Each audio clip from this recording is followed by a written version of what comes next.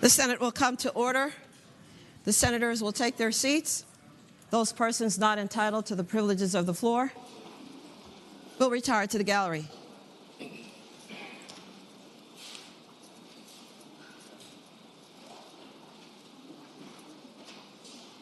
Good morning, senators. Good morning. Good morning, guests. Good morning. The senators and all those in attendance, if you are able, please stand. We will be led in prayer this morning by the Reverend Bruce Woodson of Lily Grove Baptist Church in Bluefield. Following the prayer, everyone will please remain standing, and we will be led in the Pledge of Allegiance to the flag of the United States of America by our Senate page, Caroline Christman of Hanover. May we pray? Our Heavenly Father, we thank you for your many blessings to us as well as your presence here in this place today. We thank you for this Senate chamber where many have come before to represent the people who've been entrusted them to this particular duty. And also today, Father, for these men and women who are here to carry forth that same privilege even at this time. We ask that you be with them and bless them as well as their families.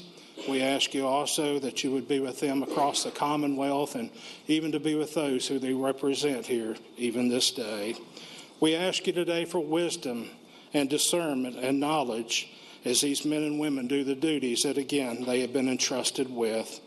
A great prayer was once prayed, "Dear God, your will, nothing more, nothing less." And again, that would be our prayer here this day. We do thank you for hearing our prayer, and it is in the name of Jesus that I pray. Amen. Amen.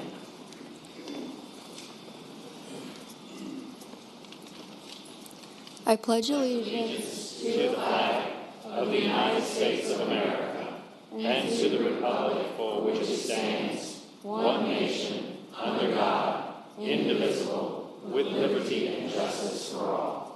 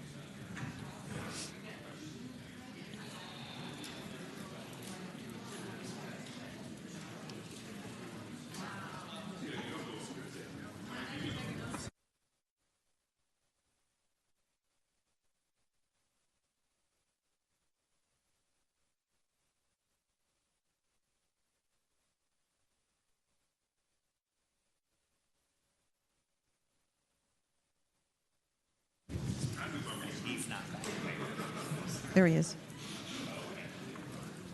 Chair recognizes Senator Surville, the senator from Eastern Fairfax County, for the purposes of suspending the rules.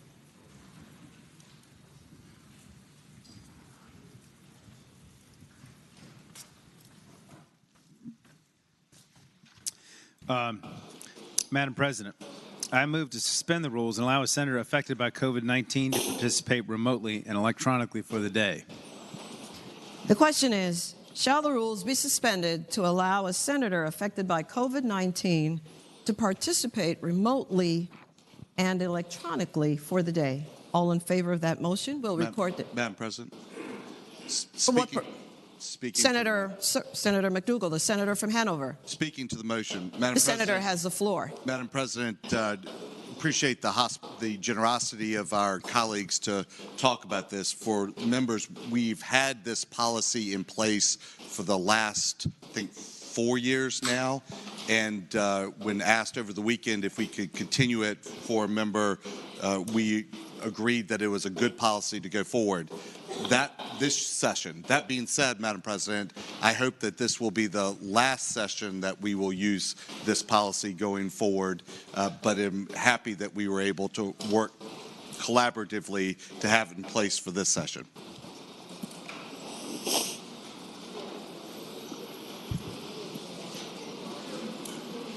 The question is, shall the rules be suspended to allow a senator affected by COVID-19 to participate remotely and electronically for the day? All those in favor of that motion will record their votes aye. Those opposed, no. Are the senators ready to vote? Have all the senators voted? Does any senator desire to change their vote? The clerk will close the roll. Ayes 39, noes 0. Ayes 39, no 0. The rules are suspended, and the senator will be able to participate remotely and electronically. With that, the clerk will call the roll. All those present, please vote aye.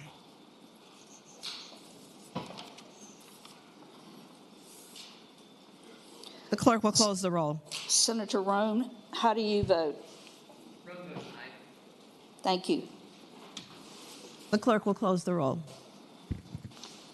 Ayes 40, noes 0. You Ayes, have a quorum. ayes 40, no 0.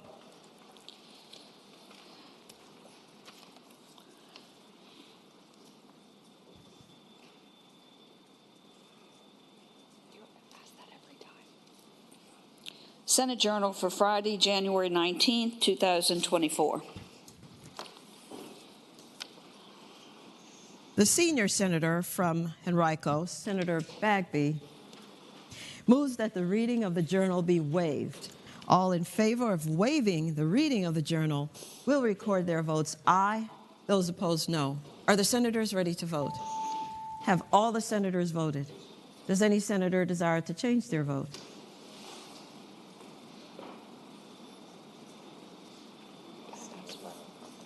Senator Rome, how do you vote? Rome votes aye. Thank you. The clerk will close the roll. Ayes 39, noes 1. Ayes 39, noes 1. The reading of the journal is waived. The clerk will report any communications from the House of Delegates. We do not have any, Madam President. The clerk will report any communications from the governor. We do not have any, Madam President. We are now in our morning hour when we will hear who all of our wonderful guests are. And so the process is that your senator will rise and speak about you to us, and if you'll hold your applause until I recognize you, and then we will greet you with a round of applause.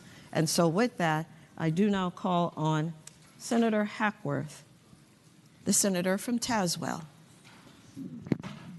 Thank you, Madam President. I rise for the purpose of an introduction. The senator has the floor.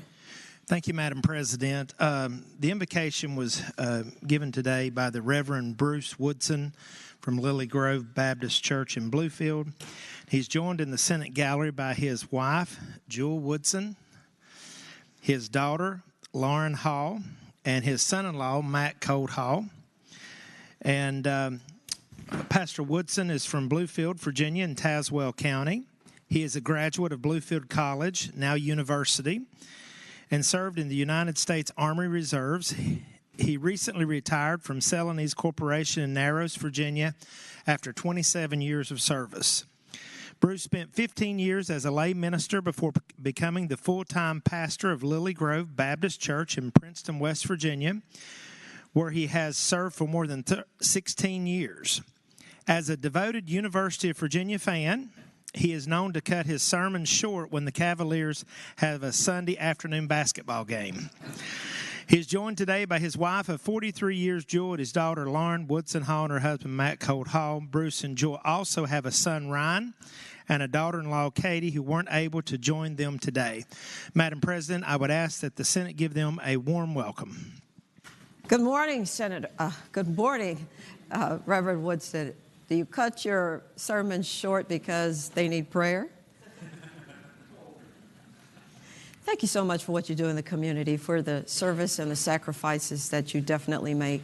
And thank you, family, for allowing him to do that. Senators, let us give him the warm welcome of his Senate.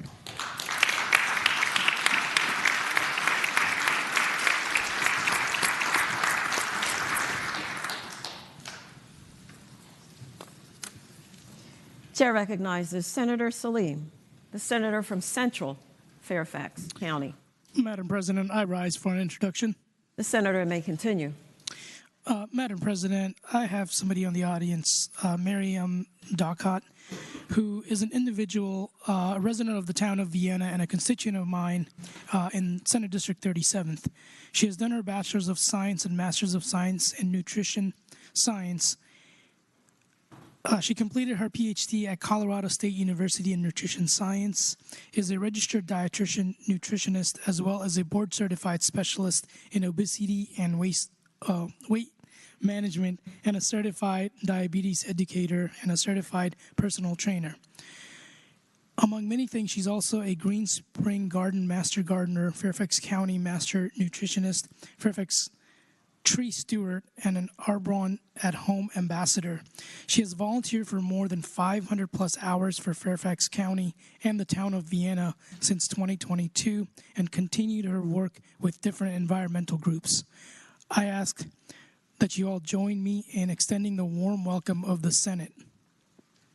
Please rise. There you are. Thank you for studying the issue of diabetes. For so many Americans, it affects us, and it inordinately affects those of us in the Black community. So thank you for helping us with that. And of course, senators, let us give her the warm welcome of her Senate.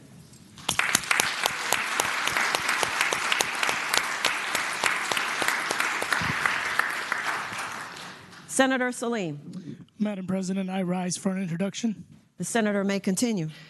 Thank you, Madam President. Today I have two individuals that are in the gallery, Matthew Savage and Adam Rizzoli. Matthew Savage is a member of the Young Adult Leadership Council of National Center for Learning Disabilities.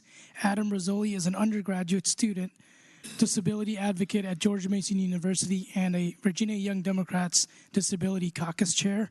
They are here today in the gallery and in the Senate to advocate for disability issues. I ask that the Senate give them a warm welcome. Thank you for coming, and thank you for ensuring that those with learning disabilities are not left behind. We don't have throwaway people.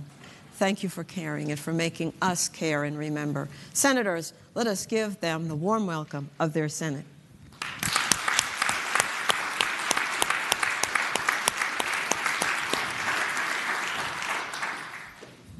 Chair recognizes Senator McDougall, the senator from Hanover. Thank you, Madam President. I rise for an introduction. The senator has the floor. Thank you, Madam President. Madam President, in the gallery today, we have a group of individuals with the Virginia Association of Recovery Residents. And Madam President, there are a number of individuals from across the Commonwealth today to talk to each of us about and raise awareness of the significant impact substance disorder and mental health disorders have on residents of the Commonwealth.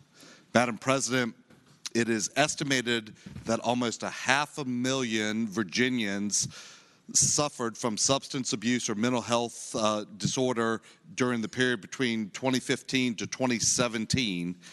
And we've all heard the number of people who have overdosed in each of the last 4 years, which has increased. But the good news, Madam President, is that 3 out of 4 people who experienced addiction can recover. And this group is one of the ones that is at the forefront of trying to bring help to those who need it as they fight for their recovery. Madam President, they are strong advocates in the fight against substance abuse disorder and advocates for the ability to people to be able to recover. If you could offer them the warm welcome and thanks of the Senate for their efforts. Yes, thank you for being in that space. You know, we can't all do everything, but we certainly can do one thing. Otherwise, the task just looks so daunting. Thank you for being in that space again. And we hope that number will no longer be 3 out of 4, but 4 out of 4. Thank you again. Senators, let us give them the warm welcome of their Senate.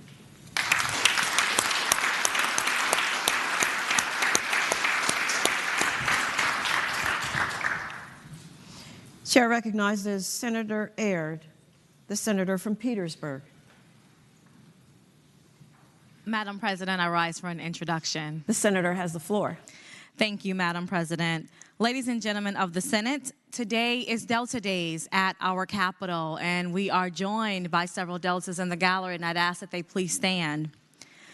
Each year since 1987, women of Delta, Sigma, Theta Sorority Incorporated have convened at the Capitol to engage with their representatives and offer their perspective on the legislation before us. Madam President, Delta Sigma Theta Sorority Incorporated is a private, not-for-profit organization whose purpose is to provide assistance and support through established programs in local communities throughout the world. The sorority currently has 1,000 collegiate and alumni chapters in the United States, Canada, Japan, Germany, the Virgin Islands, Bermuda, the Bahamas, Jamaica, West African, United Arab Emirates, and the Republic of Korea. Founded in 1913, it has grown to be the largest African-American Greek-lettered organization in the world. Madam President, I am proud to be part of a collective group of strong, diverse women who have a proven record of improving the lives of our most vulnerable populations, and particularly throughout the Commonwealth, where we have 40 active chapters. Were it not for many of these women that have come before us, members like myself and Senator Lucas may not be in the positions we hold today.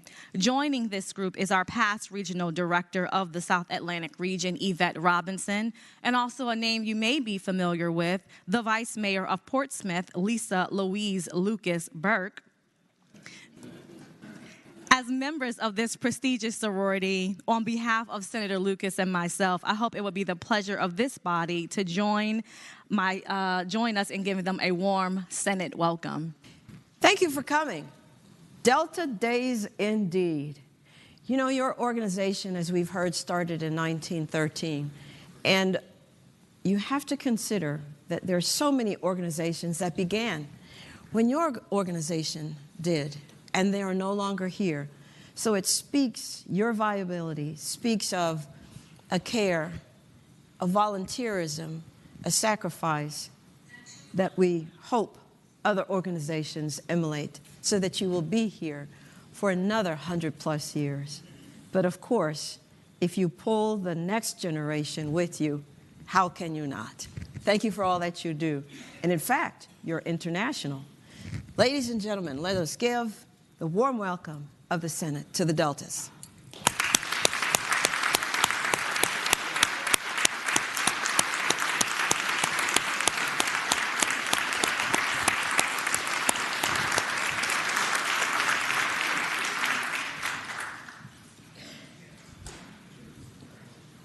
Chair recognizes Senator Eben, the senator from Alexandria. Thank you, Madam President. I rise for an introduction. The senator has the floor. Thank you. Madam President, we're joined today by members of the Virginia chapter of the National Organization for Reform of Marijuana Laws, or Virginia NORML.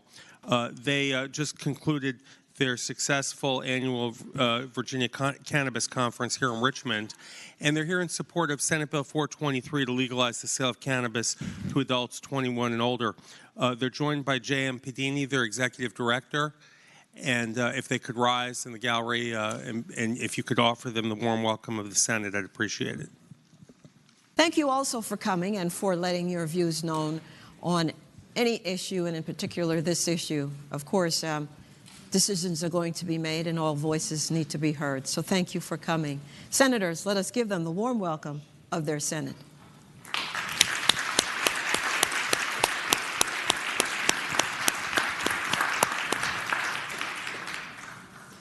Chair recognizes Senator Bagby, the senior senator from Enrico.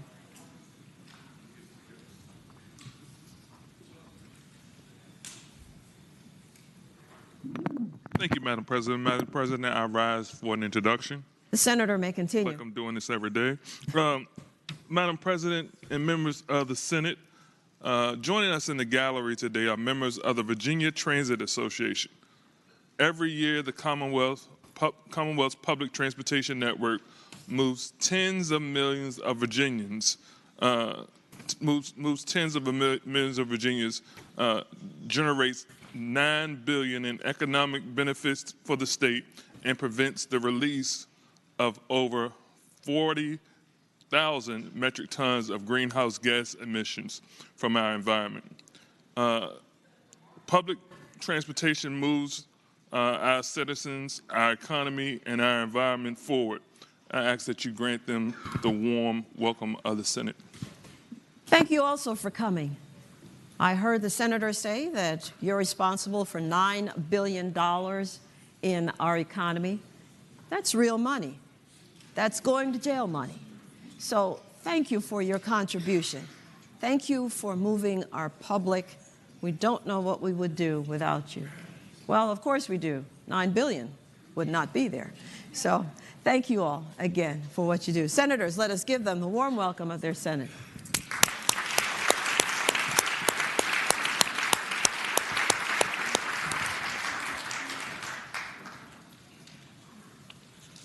Chair recognizes Senator Rouse, the junior senator from Virginia Beach. Thank you, Madam President. I rise for introduction. The senator may continue. Good morning. Today in the gallery we have staff and volunteers with the American Heart Association. The American Heart Association was founded in 1924 by 6 cardiologists who saw the need for more education and awareness of heart disease. Heart disease is the #1 killer worldwide, and the American Heart Association works tirelessly to achieve its mission, to be a relentless force for a world of longer, healthier lives. Today, the AHA has volunteers from across the Commonwealth here advocating for cardiac emergency response plans in schools, school meals for all, and tobacco retail licensure. Would you all, Madam President, would you please give the AHA a warm welcome of the Senate? Thank you. Good afternoon to you. I'm struck by the idea that the American Heart Association was begun by 6 cardiologists. Didn't have to do it. And yet, when you look around and you say somebody ought to do something, and you realize that you're that somebody, that is one of the most excellent things to try to save lives. Thank you all for what you do. Indeed, when the heart is stopped, that's it. Thank you for helping us to keep hearts going. Senators, let us give them the warm welcome of their Senate.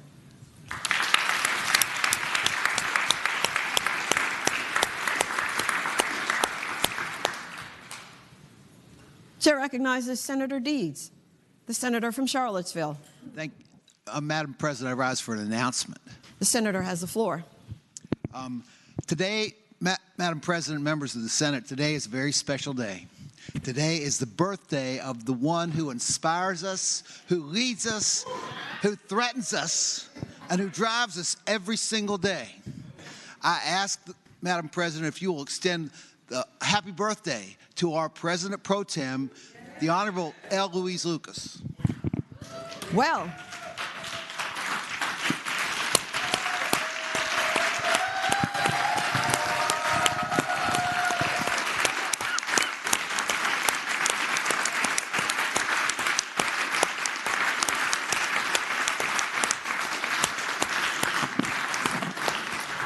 for what purpose does the senator from Portsmouth rise? I rise for an announcement. The senator has the floor. Yes, ma'am. Madam President, for those who want to sing the second stanza of the birthday song, when they say, "How old are you?"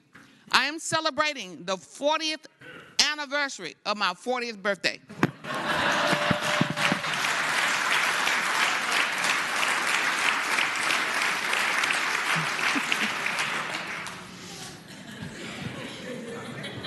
The chair concurs. Chair recognizes Senator Surville, the senator from Eastern Fairfax County. Thank you, Madam President. I rise for an introduction. The senator has the floor. Thank you, Madam President. Ladies and gentlemen of the Senate, joining us in the gallery today, we have some folks who are here today from the Washington Metropolitan Area Transit Authority. in addition to being here to celebrate the Finance Chairman's birthday, and they're also here to celebrate Transit Day. And joining us in the gallery, we have the General Manager, Randy Clark. He's the new General Manager. We have the Board Chairman, Paul Smedberg. We have Supervisor Matt Latorno from Loudoun. He's the Finance Committee Chairman, along with some of the Government Relations team.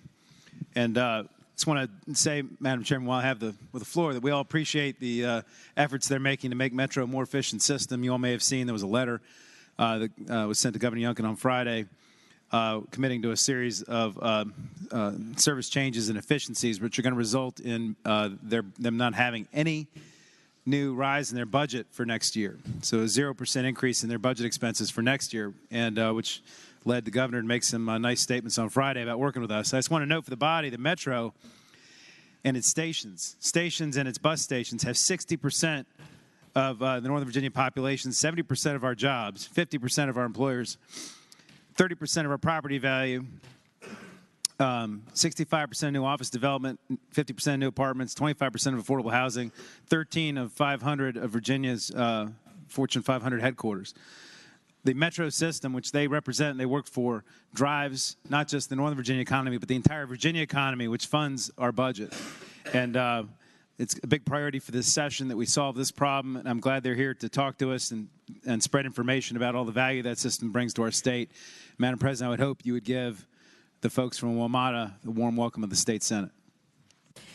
Good afternoon to you. And based on what the Senator has said about the various contributions that you make to the Virginia economy, we certainly are looking forward to those efficient practices being put in place so that Virginia will, of course, continue to thrive. With 70% of our workforce dependent upon you, it certainly is a good thing when you succeed, because then we will continue to succeed. Senators, let us give them the warm welcome of their Senate.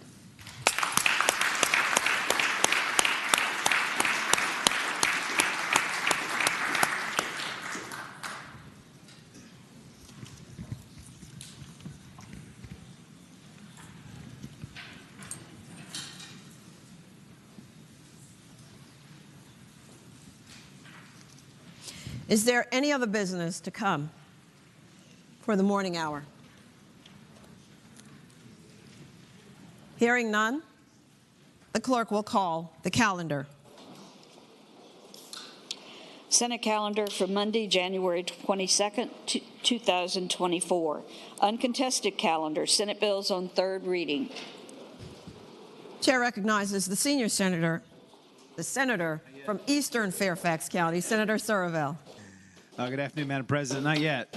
Madam President, I move that all Senate bills on the on the second reading on the uncontested calendar. Third reading. Yeah, right.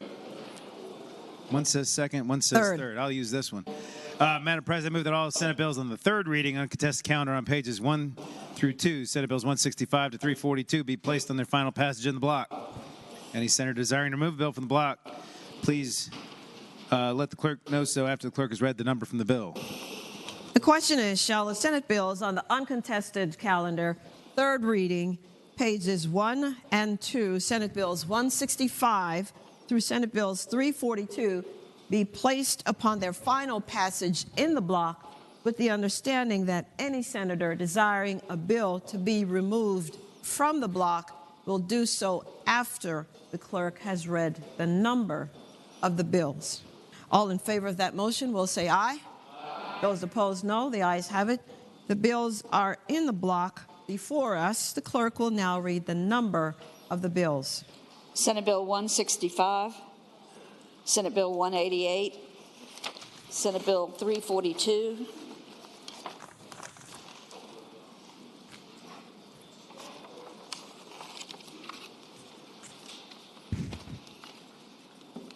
The question is, shall the bills in the block pass? All those in favor of passage of the bills will record their votes aye. Those opposed, no. Are the senators ready to vote? Have all the senators voted? Does any senator desire to change their vote? Senator Rome, how do you vote? Rome votes aye. Thank you. The clerk will close the roll. Ayes 40, noes 0. Ayes 40, no 0. The bills in the block pass. Regular calendar, Senate bills on third reading. Senate Bill 109, Candidates' Declaration of Candidacy for Primary. Chair recognizes Senator Suderline, the senator from Roanoke County. Good morning, Madam President. I move that the Senate pass Senate Bill 109, and speaking to that motion. The senator may continue. Thank you, Madam President. Senate Bill 109 that's before the Senate seeks to clarify and reaffirm the long-standing policy of the Commonwealth, which was if you were a candidate in the primary, you did not get to run in the general if you did not receive your party's nomination. That was the understanding up until about June of 2023, when in the community I represent, a candidate that was running for supervisor in the Republican primary recognized that they were not going to win that primary, and they withdrew on Friday before the Tuesday primary, and then they immediately filed for the general election as an independent. The registrar was advised, let this happen. There was a lot of legal ambiguity about it, but that was what was going to happen in my community. Attorney General opinion was sought. The Attorney General said, yes, under the current law, you're not defeated. Even if you go through the primary, your votes are cast for you, for another candidate, and you lose it, I would say you were defeated. The interpretation is if you withdrew during that time, you could not be defeated, even though you made it all the way to the very end. So this seeks to make it so that if you file and your name actually appears on the ballot, then you can't then withdraw and then appear on the general election ballot. You could still run a write-in campaign if the people in your community so sought, but this just seeks to clarify and go back to the policy as it existed prior to June of last year. The question is,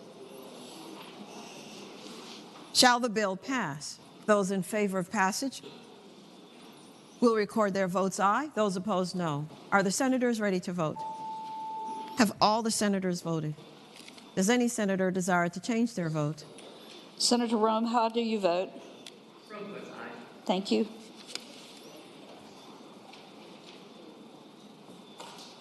The clerk will close the roll. Ayes 30, noes 10. Ayes 30, noes 10. Senate Bill 109 passes. Senate Bill 365, Regulated Land Disturbing Activities, Submission and Approval of Erosion and Sediment Control Plan. Chair recognizes Senator DeSteff, the senior senator from Virginia Beach. Madam President. Good afternoon. I move the passage of Senate Bill 365, and speaking to that. The senator may say on. So, Madam President, this originally happened because of a bill we passed in this body in 2016 on stormwater and erosion sediment control, which comes effective July 1st, 2024. The problem arises because in that consolidation bill, we created a catch-22. So, Madam President, you might ask, what is a catch-22? Well, here's what happens. So the provision in that law states that the locality cannot approve the erosion and sediment control plans until DEQ approves them. Yet in another section in the exact same code, it says that DEQ can't approve the plan until the locality approves the plan. So that's what happens with this. It creates a catch-22. So this bill fixes that catch-22. With that, Madam President, I push the passage of Senate Bill 365. Chair recognizes Senator Boysko. The senator. The question is, shall the bill pass? Those in favor of passage will record their votes aye. Those opposed, no. Are the senators ready to vote? Have all the senators voted? Does any senator desire to change their vote?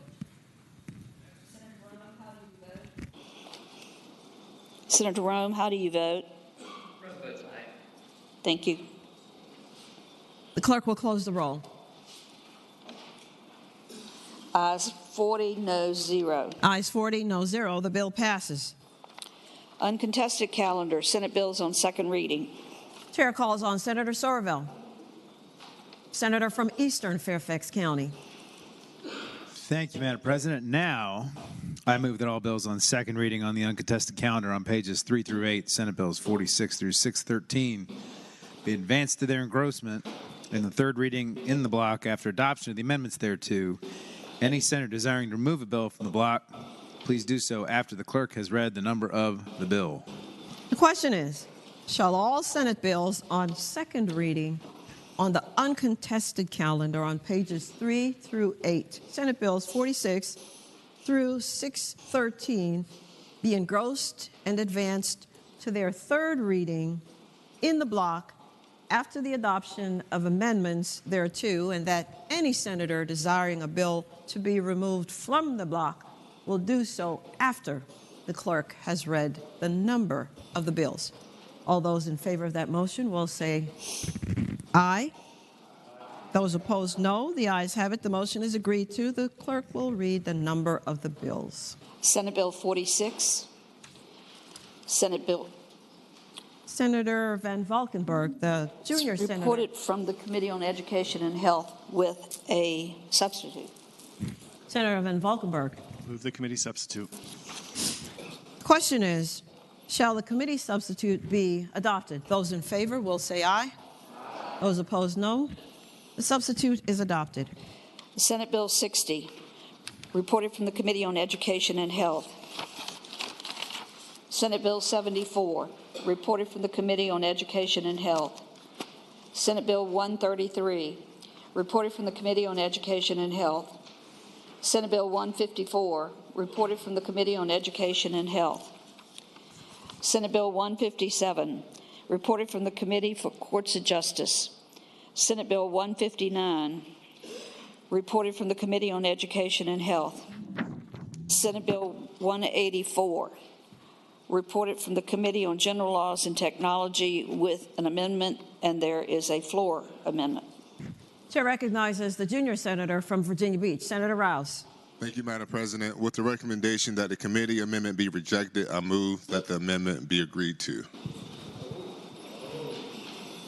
The question is, with the recommendation that the committee amendment from Committee on General Laws and Technology be rejected, shall the amendment be agreed to? Those in favor will say aye, with the recommendation that it be rejected. Those opposed, no. The committee amendment is rejected. Senator Rouse. I move that the reading of the floor amendment be waived. The question is, shall the reading of the floor amendment be waived? Those in favor will say aye. Those opposed, no. The ayes have it. I move that the amendment be agreed to. And speaking to the amendment. The senator has the floor. Thank you, Madam President. A simple mistake was made in deleting a line in the very beginning, but it's okay because we all have our faults. This amendment looks to define geologists. We don't have to re-refer this bill to the courts of justice. The courts of come on, man, y'all, tough crowd. It's a hard rock life. Madam President, this amendment looks to define geologists, and at the end of the day, I think we all just want to make an impact on the world to do things for the greater good of humanity. Thank you. The question is, shall the floor amendment be adopted? Those in favor will say aye. Those opposed, no. The floor amendment is adopted. Senate Bill 232, reported from the Committee on General Laws and Technology with a substitute. Chair recognizes Senator Hashmi, the senator from Chesterfield.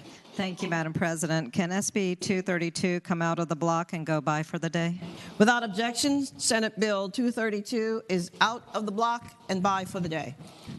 Senate Bill 314, reported from the Committee on Education and Health.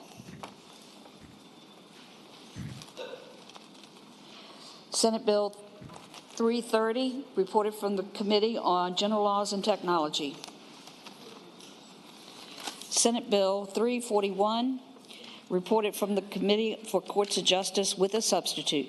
Chair recognizes Senator Surreville, the senator from Eastern Fairfax County. Thank you, Madam President. I move the committee substitute.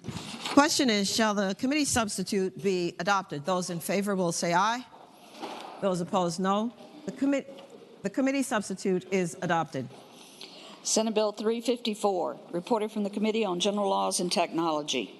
Senate Bill 358, reported from the Committee on General Laws and Technology with amendments. Chair recognizes again Senator Van Valkenburg, the junior senator from Enrico. Thank you, Madam President. Madam President, I move the amendments, committee amendments. Question is, shall the committee amendments be adopted? Those in favor will say aye. Those opposed, no. The committee amendments are adopted. Senate Bill 613, reported from the Committee on Education and Health.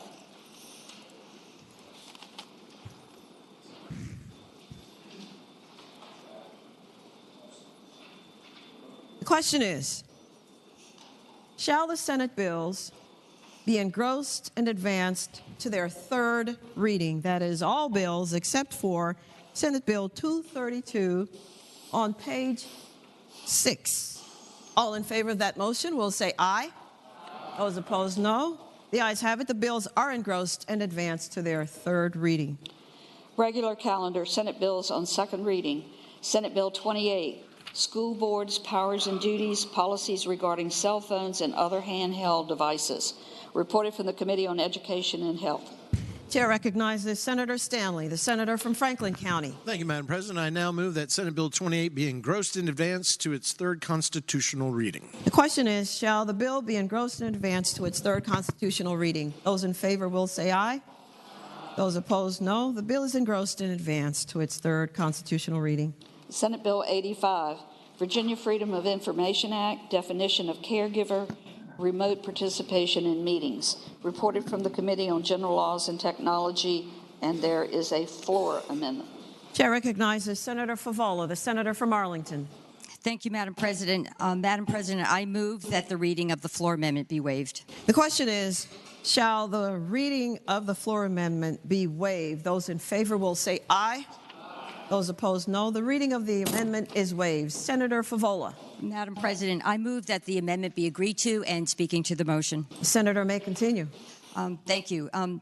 What this amendment does is it specifies that a caretaker must be caring for an individual with a disability at the time the meeting is taking place, so the caretaker may participate virtually. Madam President, I move that the floor amendment be agreed to. Again. Chair recognizes Senator Reeves, the senator from Orange. Thank you, Madam President. Speaking to the floor amendment. The senator has the floor. Madam President, while I appreciate the senator from Arlington's amendment, when this bill came through committee, I threw up and abstained so I could get a better look at it. And Madam President, I would just say, while this narrows that amount of time that a caregiver has to do there, I still have concerns with the amendment with regard to how do you verify that, if they're actually tied with that. But the greater implication, Madam President, is we've opened this up, and if you look at the definition under the code section, when it talks about disability under, I think it's 51.5-40.1, it lists about 5 different disabilities or mobilely impaired person, and it goes through quite a few persons with disability, what it means, otherwise disabled person. And so it covers a very large swath of people that, Madam President, we've tried since COVID to bring people to meetings together. I still think this amendment still leaves it too broad, and for that reason, I won't be voting for the bill as a whole. The question is, shall the floor amendment be adopted? Those in favor of that motion will say aye. Aye. Those opposed, no. The floor amendment is adopted. Senator Favola. Thank you, Madam President. I move that the bill now be engrossed in advance to its third reading. Question is, shall the bill now be engrossed in advance to its third reading? Those in favor of that motion will say aye. Those opposed, no. The bill is engrossed in advance to its third reading. Senate Bill 204, Virginia Freedom of Information Act, release of criminal investigative files exception. Reported from the Committee on General Laws and Technology with amendment. Chair recognizes Senator Diggs, the senator from York. Thank you, Madam President. I move that the amendment be agreed to. The question is, shall the committee amendment be agreed to? Those in favor will say aye. Those opposed, no. The amendment is agreed to. Senator Diggs. Madam President, I move that the bill be engrossed and advanced to its third reading. The question is, shall the bill now be engrossed and advanced to its third reading? Those in favor will say aye. Those opposed, no. The bill is engrossed and advanced to its third reading. Uncontested calendar, Senate bills on first reading. Chair recognizes again the senator from Eastern Fairfax County, Senator Somerville. Thank you, Madam President. I move that all Senate bills on first reading on the uncontested and regular calendars, pages 9 through 13, Senate Bill 6 through Senate Bill 657, that the rules be suspended and the first constitutional reading of the bills, the titles, be dispensed with. The question is, shall the rules be suspended and the first constitutional reading of the titles of Senate bills on the uncontested and regular calendars, pages 9 through 13, Senate Bill 6 through Senate Bills 657, be dispensed with? All those in favor of that motion will record their votes aye. Those opposed, no. Are the senators ready to vote? Have all the senators voted? Does any senator desire to change their vote? Senator Rome, how do you vote? Rome votes aye. Thank you. The clerk will close the roll. Ayes 40, noes 0. Ayes 40, no 0. The reading of the titles is dispensed with. Senator Somerville. Thank you, Madam President. I move that all said bills be passed by for the day. The question is, shall the Senate bills on the uncontested and regular calendars now on second reading go by for the day? Those in favor of the motion will say aye. Aye. Those opposed, no. The ayes have it. The bills will go by for the day. Senator Somerville. I inquire of the clerk, does that complete the calendar this 22nd day of January and the 40th anniversary of the birth of the president of our esteemed chamber? Yes, sir. Thank you. Chair recognizes Senator Boysko, the senator from Northern Fairfax County.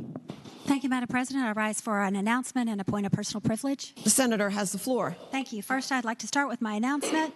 I would like to invite all of my Senate colleagues to join me tomorrow morning for the inaugural meeting of the new Virginia Private Colleges Caucus Initiative. I'm proud to have started the partnership with my colleague down the hall, Delegate Israel O'Quinn, who is a graduate of Emory and Henry College. I myself am a graduate of Hollins. The caucus will hopefully foster a deeper understanding and appreciation of the vital role private colleges play in Virginia's higher education and economic landscape. Notably, a substantial number of General Assembly members are graduates of these institutions, and all of us represent constituents who are directly connected to them as students, parents, or alumni. The caucus offers an opportunity to directly engage with the private college presidents and other senior leaders who will offer insights into the challenges and achievements. We believe your presence and participation would be immensely valuable. So I ask that you join us for a morning of meaningful dialogue, complemented by coffee, and it is an opportunity for networking with some of the key figures in Virginia's higher education sector. We'll meet in the GAB room 700 North at 7:30 a.m. So that's for everybody. And Madam President, excuse me, a point of personal privilege. The senator may stay on. Thank you so much. Today we recognize the 51st anniversary of the passage of Roe v. Wade decision. The United and this is a different conversation than we've had in the past because we don't have that right anymore. The U.S. Supreme Court issued its ruling in Dobbs versus Jackson's Women Health Organizations on June 24th of 2022. taking away that constitutional right that Roe v. Wade provided for us at the federal level and abandoning almost 50 years of precedent and paving the way for states to ban abortions. I would suggest that every person here who has relied on the freedom that Roe has given us to protect our right to make these decisions for ourselves can remember where we were when we heard the news about the Dobbs decision. It was a shock to Americans who care about it, and it was reported worldwide. It was a huge, huge shake that I will never forget seeing on that phone. I remember that millions of people have taken the steps to use their voices to say how much Roe v. Wade meant to them. And they have converted their emotions, which has been, yes, shattered, heartbroken, gutted, but then turned into anger, disgust, betrayal, and outrage. And they converted those emotions to express that outrage at the ballot box. And they said, not on my watch. Voters came out in record numbers to work for candidates who believed that people should have freedoms to make decisions for themselves and that doctors should not face criminalization for practicing health care in Virginia. We've watched voters in state after state who have used their voices in referendums to protect the fundamental right to keep control of their bodies. Their efforts have been successful even in conservative states like Kentucky and Kansas and Ohio. We are very fortunate in Virginia because we have the most access to abortion care in the entire South, all the way to New Mexico. We've had laws on the books to protect the right to abortion since before Roe v. Wade, protecting our right to abortion care, and we are not going back. We will not allow legislation to place bans. And you may remember last year that Congresswoman Jennifer McClellan and I started this process for a constitutional amendment to enshrine the full range of reproductive care in our state's constitution. This year, I was proud to stand with my colleagues, the senator whose birthday it is today from Portsmouth, the senator from Hampton, the senator from Chesterfield, and the senator from Arlington, to say that we are permanently committed to protecting patients and their medical professions who are left at risk by the Dobbs decision in Virginia. We know that these decisions around pregnancy and reproductive freedom, including abortion, contraception, miscarriage care, and others dealing with our right to make these decisions for ourselves, should be left up to the people who are experiencing this, and their families and their medical providers. We know that amending our Constitution to guarantee reproductive freedom is a multi-year effort. It requires passage in the General Assembly in 2 consecutive sessions with an intervening House election to ensure that the voters' voices are heard and their rights are protected. So this constitutional amendment that I introduced with my colleagues this year will be heard again next year. It will pass, and it will secure the right to reproductive freedom in Virginia, enabling people to make their own decisions about their health, their economic security, and their future without government interference or fear of criminal prosecution. 51 years ago, my mom and her friends had the ability to make those decisions for themselves. My daughters should not live in a country where they have fewer rights than their grandmother. Thank you. Chair recognizes Senator Sturtevant, the senator from Colonial Heights. Madam President, I rise for a point of personal privilege. The senator has the floor. Thank you, Madam President. Today, many of us in this chamber and around the Commonwealth stand as a unified voice for the voiceless, as advocates for the most vulnerable among us, the unborn. We affirm our unwavering commitment to life, a cause that transcends legal debates and political realms, touching the very core of our humanity. We celebrate life in all its stages, from conception to natural death. We uphold the belief that every human life, no matter how small or seemingly insignificant, carries intrinsic value and dignity. Each heartbeat, each tiny hand, each unborn child is a profound testament to the miracle of life and a gift from God. Our movement is driven by love and compassion. It is a movement that seeks to protect the defenseless and give a voice to those who cannot speak for themselves. We stand not in judgment, but in support and solidarity with expectant mothers facing challenging circumstances.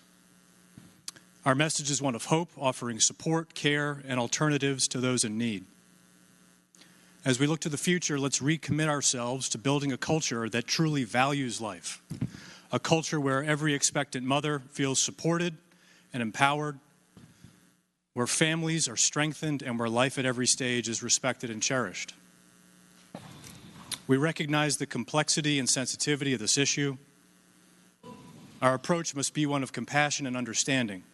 We must listen, engage in meaningful dialogue, and work together to find solutions that honor the dignity of every human being. But our mission extends beyond mere advocacy. It's a call to action. We are called to support pregnancy centers, foster care, adoption services, and initiatives that provide holistic support to families. We're called to educate, to spread a message of life, and to be a beacon of hope in our communities. So let us join our hearts and our hands in gratitude and commitment. Gratitude for the lives saved and a renewed commitment to continue working for a culture of life. Let us be unwavering in the truth that every life is a precious gift from God, deserving of protection and love. Thank you, Madam President. Chair recognizes Senator Hashmi, the senator from Chesterfield. Thank you, Madam President. I rise for a point of personal privilege. The senator has the floor. Thank you, Madam President. Today, as we've heard, we recognize the 51st anniversary of the landmark decision Roe v. Wade, a decision that transformed the lives of hundreds of thousands of individuals and their families. Roe made abortion safe, legal, and accessible. Today, we have to observe this important anniversary, however, as a solemn recognition of and as our own rededication to the heavy and critical work that's now in front of us. 2 summers ago, the Supreme Court's Dobbs decision upended medical and legal safety and accessibility as it disenfranchised thousands from essential medical health care. Health care decisions are being placed in the hands of politicians and lawyers rather than in medical professionals. We have, of course, heard many arguments against abortion access. One argument that keeps coming up seeks to compare the policies of the United States with policies of other nations across the world. So it's true. On the issue of abortion access, we have numerous variations across the globe, and each country has the sovereign right to exercise and determine its own policies. But that's the most important point, isn't it?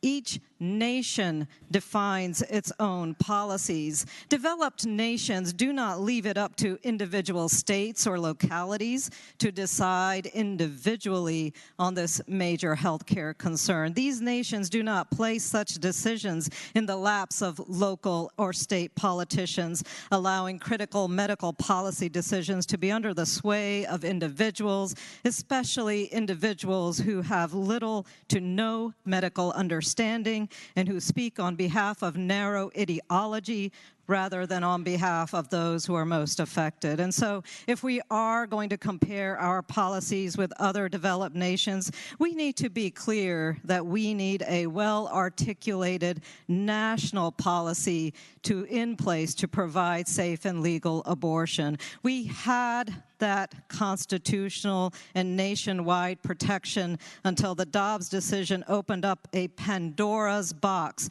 allowing each state to create a hodgepodge of laws that put people at severe risk, that create legal uncertainty, and that criminalize medical decisions. And so it is a specious and disingenuous argument to compare our current situation with the situation of other developed nations across the world. These are nations that actually do the hard work of supporting families and their children. A majority of these nations have universal health care. We do not. A majority of these nations also have what we would call extremely generous parental leave. We do not. A majority of these nations also have subsidized child care. We do not. A majority of these nations provide responsible sex education and contraceptive care. we do not. So until we are ready to provide the real and necessary efforts around parental leave, appropriate and high-quality child care, comprehensive sex education, and contraceptive care, let's not engage in false equivalencies with other nations that are far ahead of us in addressing the needs around reproductive care. So let's be clear. When we limit access to abortion care in the haphazard and ill-advised, short-sighted manner of Dobbs, we are harming thousands every year. We see it in our news. We see the harm that has been created in the lives of so many individuals. It is a real healthcare crisis of our own making. We've put lives at risk, and we've created medical refugees within our own country. And as Virginians, we have the solemn responsibility to ensure that we protect individuals and families and preserve safe and legal abortion in the Commonwealth. Thank you, Madam President. Chair recognizes Senator Williams-Graves, the senator from Norfolk.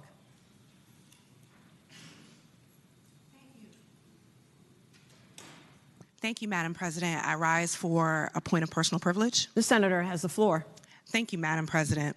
As a new member of this body, I rise today to commemorate an important date in the fight for women's equality and reproductive freedom, the enactment of Roe v. Wade. As you all know, I'm a proud PK.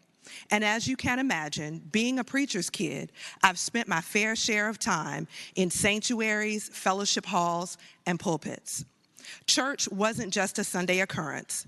Christian values were embedded in my life every day.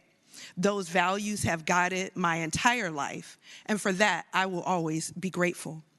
The church, in particular the Black church, has always been pivotal in many, many fights for freedom, equality, and justice for my community over the years. One of the paramount foundations of being a Christian is free will and choosing to believe.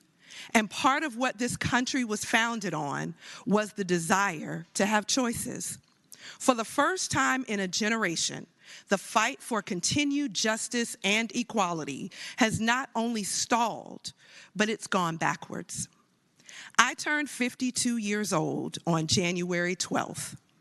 1 year and 10 days after I was born, the right to bodily autonomy was granted through Roe v. Wade in the Supreme Court. And 51 years later, that right no longer exists. Some folks thought this would never happen in their lifetime, but it's happened in mine. As a result, women and girls across our country, including their doctors, stand the risk of being jailed for simply seeking medical care, all because elected officials feel as if they can dictate what women can and cannot do with their own bodies. Madam President, the decision to have an abortion is not an easy decision to make. I know many women who have made that choice. And while it was a difficult decision to make, they were able to do so after reviewing all their options and looking at their lives and personal circumstances and determining that an abortion was the best choice for them. You see, the beauty of choices is that they are personal, and no two persons' set of circumstances are exactly the same. As a Christian woman, I know the creator of our universe gives us choices and free will. Jesus does not force himself or his will on any of us. So why should we force our will on the women of the Commonwealth of Virginia by taking away their choices? Thank you, Madam President. Chair recognizes Senator McGuire, the senator from Goochland. Madam President, I rise for a point of personal privilege. The senator has the floor. Life is a miracle, and it must be protected at all costs. There are many ways to serve. My service is no better than others, but part of the ethos of a Navy SEAL is we use our strength to protect those that don't have the strength to protect themselves. I represent 10 counties in Senate District 10. One of them is Hanover County. And I have a program that mentors young men and women to prepare for the military and other jobs. One of those young men came to me. He wanted to become a Navy SEAL. And he became a Navy SEAL officer, served in some of the most dangerous places, graduated VMI, married his high school sweetheart, has kids. When his mother was pregnant with him, the doctor came to him and said, your son will have brain development issues and his legs won't work. You should have an abortion. But she said no. So then they got a second doctor. Now they have two doctors saying, we really highly recommend an abortion. She said no. And after the third one came in and said no, he was born, and like I said, he's one of the strongest men I ever met. Now, I understand there's a big difference in opinion on both sides of this aisle, but I will tell you that as a Christian, it says God knows who you are before you are formed in the womb. So, and even science is more and more proven that life begins at conception.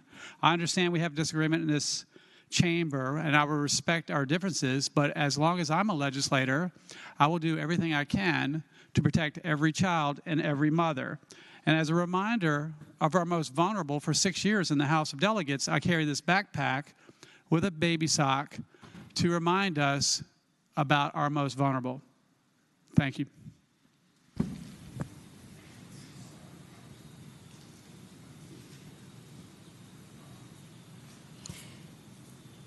Is there any other business to come for the Senate?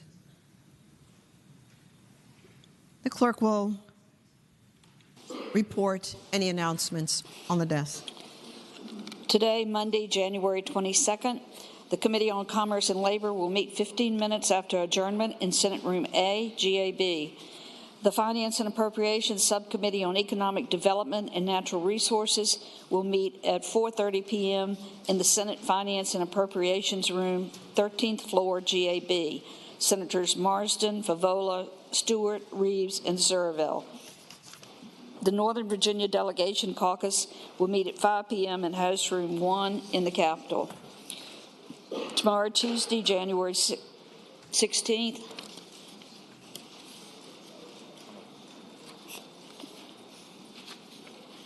excuse me, we lost a few days there. Tomorrow, Tuesday, January the 23rd, the Finance and Appropriations Subcommittee on General Government will meet at 7:30 a.m. in the Senate Finance and Appropriations Room, 13th floor, GAB. Senators Surville, Marsden, Eben, McPike, and Pillion. The Committee on Finance and Appropriations will meet at 9 a.m. in Senate Room A, GAB. The Republican Caucus will meet at 11:15 a.m. in Senate Room 2 of the Capitol, and the Democratic Caucus will meet at 11:30 a.m. in Senate Room 1 of the Capitol.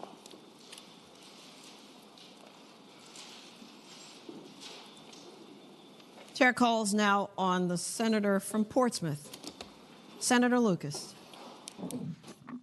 Thank you, Madam President. Madam President, I move that the Senate do now adjourn until 12 noon on tomorrow. The question is, shall the Senate adjourn until 12 o'clock noon tomorrow? All those in favor of the motion will say aye. Those opposed, no. The ayes have it. The motion is agreed to. The Senate stands adjourned until 12 o'clock noon tomorrow.